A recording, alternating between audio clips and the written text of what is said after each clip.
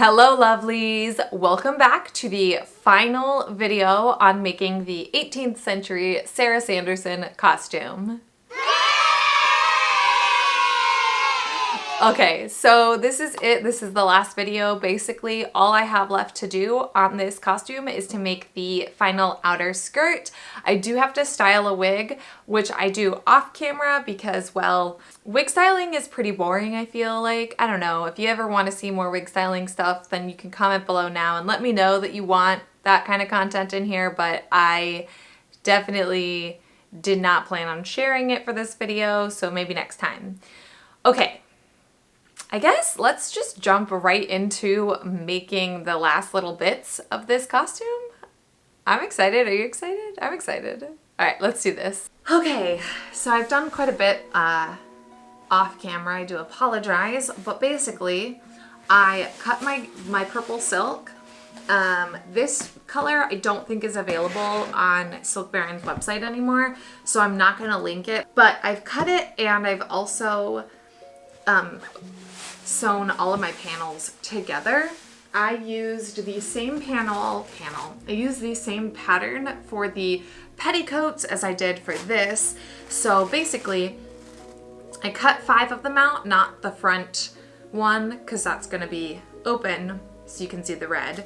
And then I French seamed them all together. If you missed last week's video, I did do a pretty good not in depth, but I did explain what a French seam is. Now I have this front cashew piece. This is gonna get sewn onto the front of this skirt.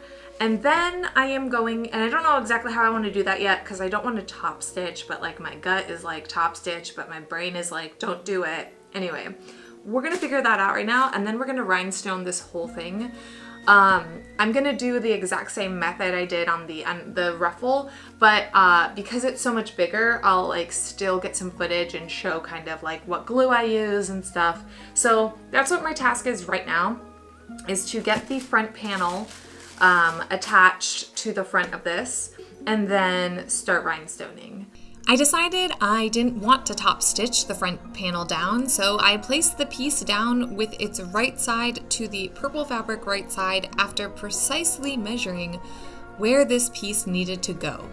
I stitched it down and then I folded it over towards the front opening and gave it a really good press, and then I just base stitched the top, side, and bottom edge of the brown fabric to the purple fabric.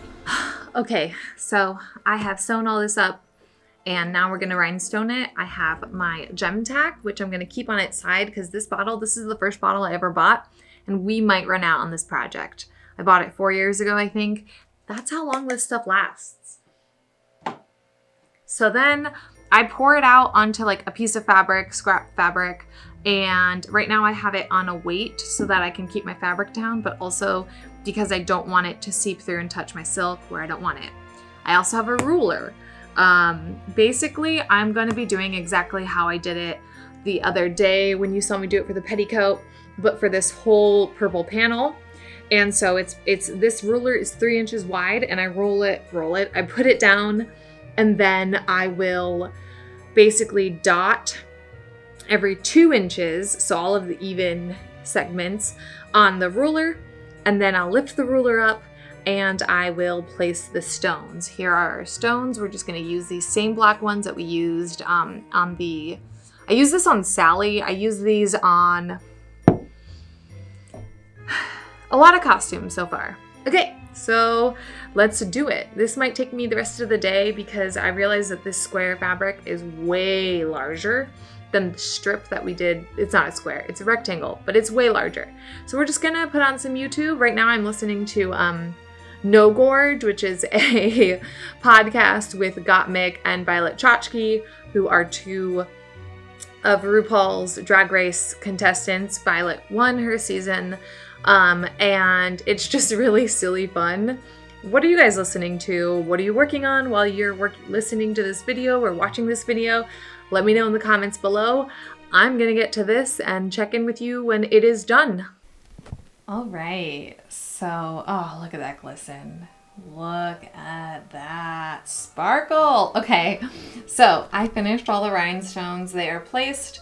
I am just waiting for the last few to dry. Again, I use I call it like the white glue check or whatnot. Once that's done, I'm going to take and press these hems. So this is the bottom hem, and then like that's the side you can see right here. I'm gonna actually trim this down. So I'll get those front hems and this bottom hem pressed and ready to hand stitch down, and then that's what I'm doing for the rest of the night. This is where we're at. I didn't really get to the bows today. That's okay. And yeah.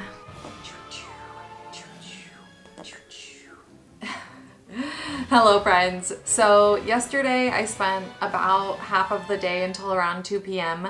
grocery shopping and running a bunch of errands. Like I think I went to 4 different stores. Anyway, so I really only got the hand sewn hem done, which is fine because really all that is left is making the bows, attaching the bows, and then like adding this to the bodice and closures. So with that being said, today we're going to try to get all of that done, and then on Sunday I'm shooting this at 6 p.m. and I would like to make split bum pads and style the wig.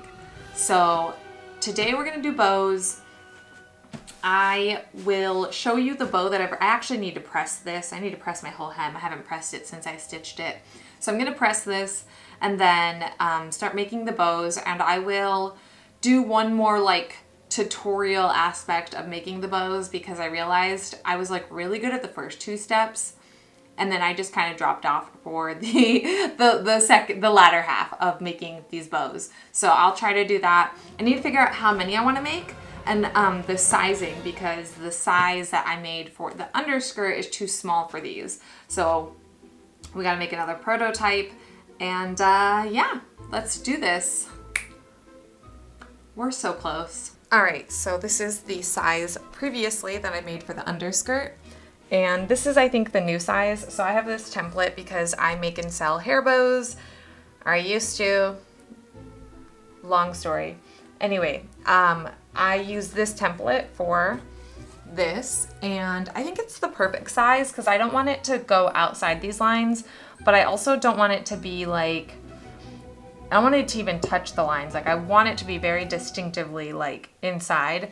I could go a little bit bigger, but I don't like that. I think that I like this size a lot.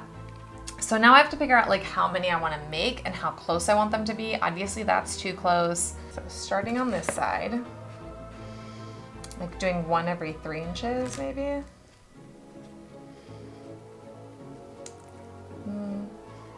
Oh no, I'd probably want to be 4.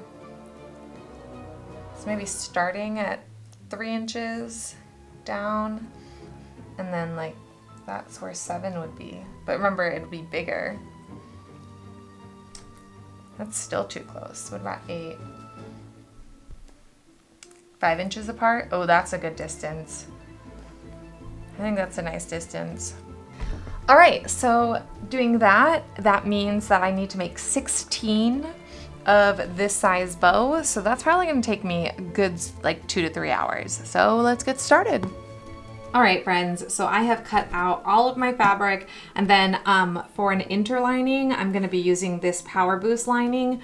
I have it right here. I use this a lot, especially when I work with silk. I just really like the way that it works with silk, and I really like how it makes my bows like pop. So I'm gonna fuse all of these to one of these. So every bow will have a regular piece of silk and then a fused piece of silk. Then I'm going to pin them right sides together and bring them over to my sewing machine and begin the grueling process of sewing all of these. After I've sewn all of these, we will check back in, and I'll show you like the build process or whatever. I still have to cut out, actually I still have to do the center pieces. We haven't gotten there yet, but let's just get all these done and then I'll worry about the center pieces. I just want to show you the view from my sewing machine.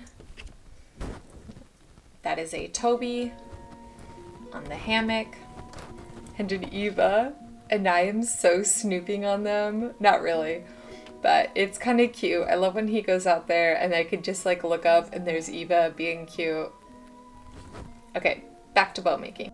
Once I have clipped the corners and trimmed the seams, it's time to flip the bows right side out and press them.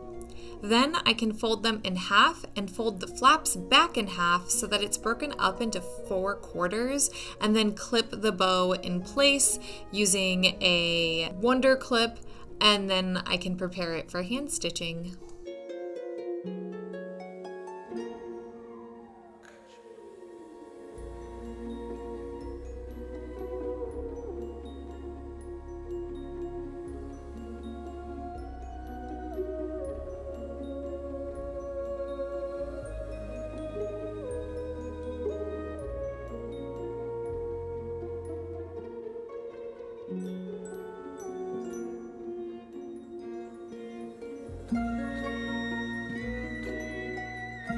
To make the part that wraps around the bow, I will cut a strip of my purple fabric 3 inches wide.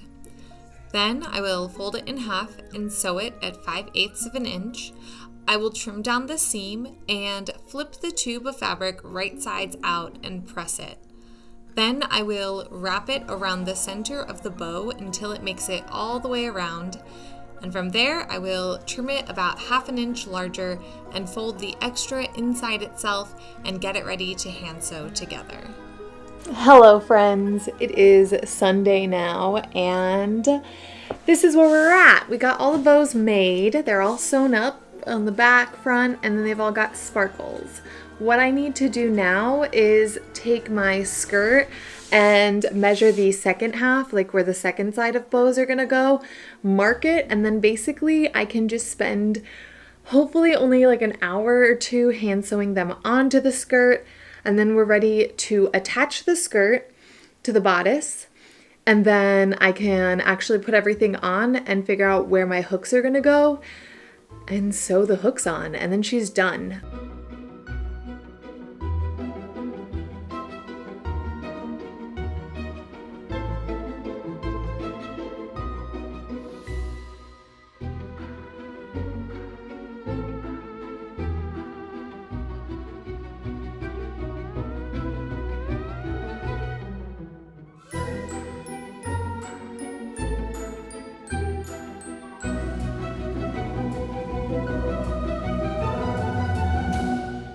All right, so I have gathered all the skirts down and like sewn them onto, gathered, pleated onto the bodice, and now I just have to hand sew the lining of the bodice into hand sew this down.